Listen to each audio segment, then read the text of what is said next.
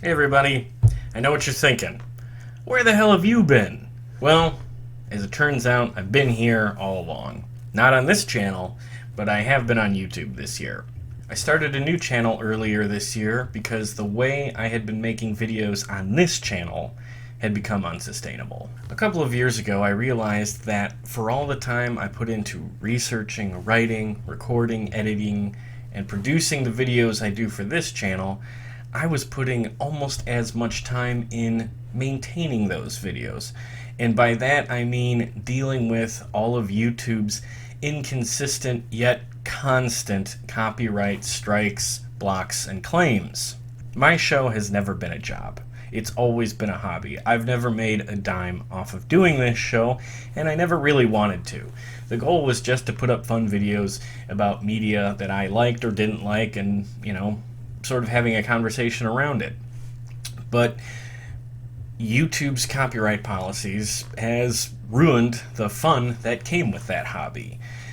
It's fun to research, write, and record the videos, but it is not fun to re-edit, re-upload, and I guess pray that it doesn't get blocked. A lot of more famous and more successful shows deal with this same exact problem, but if you're a YouTube partner or you have a successful Patreon, you can afford a lawyer to help advocate for you with those copyright issues. I can't. My only strategy has been to just re-edit wherever I can and file disputes and hope it works. Sometimes it does, sometimes it doesn't. There's no hard and fast rules with YouTube's copyright policies, so it's miserable to try and navigate, especially when claims come in 6 months, a year, and in some cases 5, 6, and even 7 years after the videos went up. I don't store my old editing files. I don't have the space for it. So if a copyright comes in on a video that's more than a couple of months old, I can't just go back into the old project, recut it, and hope that works. So unfortunately, this means doing the show in the way I had been doing it for the years I've been doing it simply wasn't an option anymore. So I've decided to move on with a new channel and a new show and a new format, although a very familiar subject matter.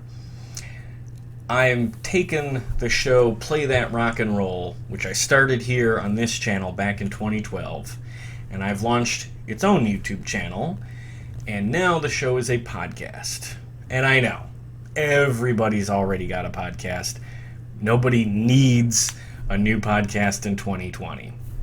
Well, here's the thing. Nobody needed my old show. This has always just been for fun. It's a hobby. Some people here liked my show and got a kick out of it. And that's really all I'm hoping you'll do over at the new channel. Check it out. Maybe you'll enjoy it, maybe not.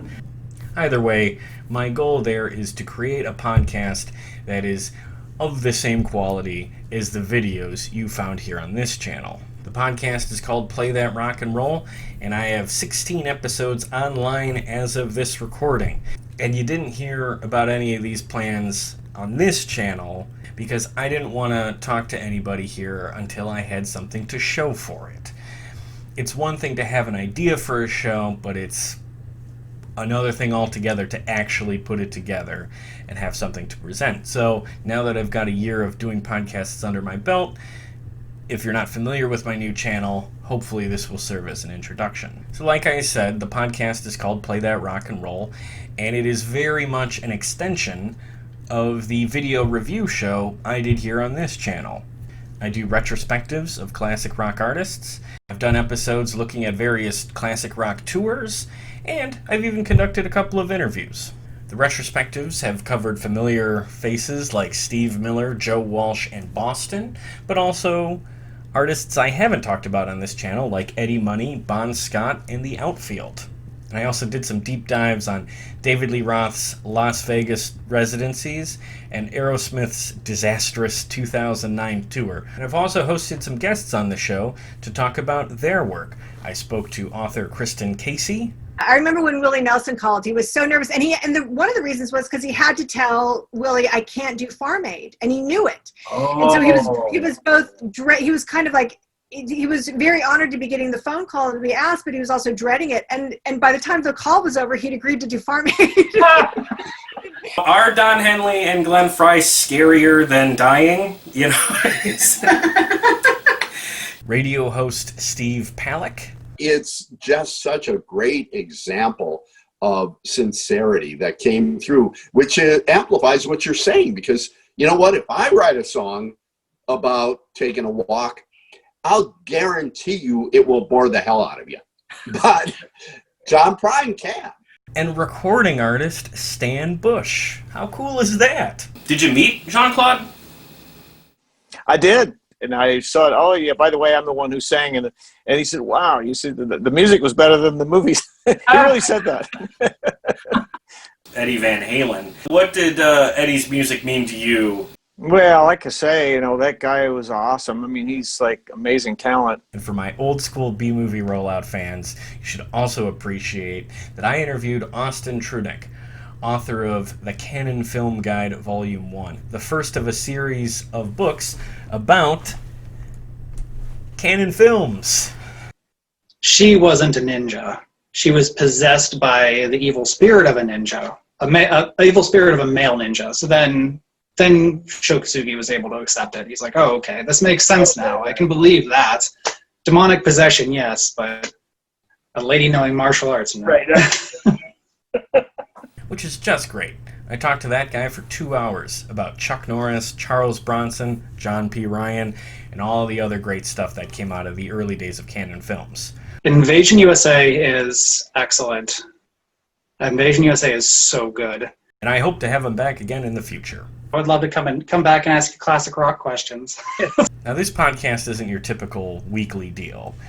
I do about 1 or 2 a month. So my archive is not really asking a lot from anybody. We've got 16 episodes up now, 6 of which are interviews. Now, to fill in the time between episodes, I've become much more involved on social media. Like I said, we have a new YouTube page where you can find video clips from the podcast. You can find the full interviews I've conducted there, vlogs, and whatever classic rock videos I can find wherever I can find them. If there's a classic rock video that's not on YouTube already and I come across it, I'll put it on the channel. That channel is youtube.com/c/playthatrocknroll. So if you enjoy this YouTube channel, please check that one out and subscribe over there. I have an active Twitter account now.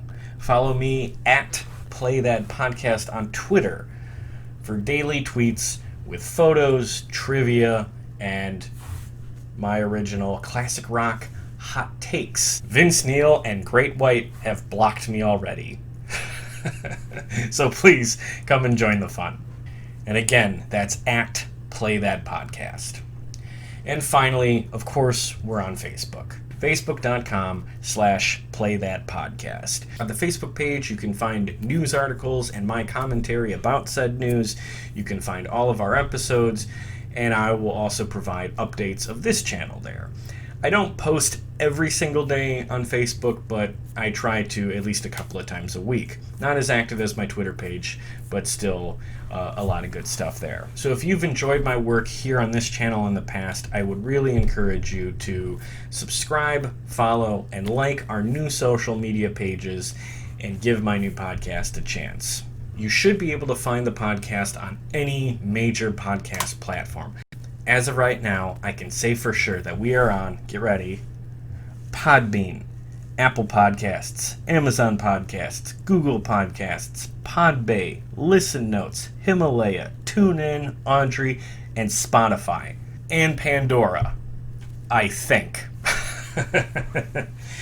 But if we're not on your preferred podcast platform, please reach out to me on social media and I will get this show there ASAP. Truth be told, there's a lot of platforms I'm just not familiar with. So if there's somewhere that we're not that I could be, please let me know and I'll get this show on that as well. I have some more interviews booked and a lot of great stuff planned for 2021. So again, I would invite you to come over and check out the new channel, check out the new social media, give the podcast a listen, see what you think, and if you enjoy it at all, or if you've enjoyed anything I've produced here on this channel over the last 10 years, I really do think you'll like what I'm doing now. I put a lot of work into these, and I present the best possible content I can, so it would mean a lot to me if you would give it a chance. But even if you don't, I want to take an opportunity to say to everybody and anybody who's watched my videos here on this channel, thank you. Thank you for tuning in over the 10 years I did this. I produced 100 video reviews on this channel over the course of 10 years and got so many comments and words of encouragement.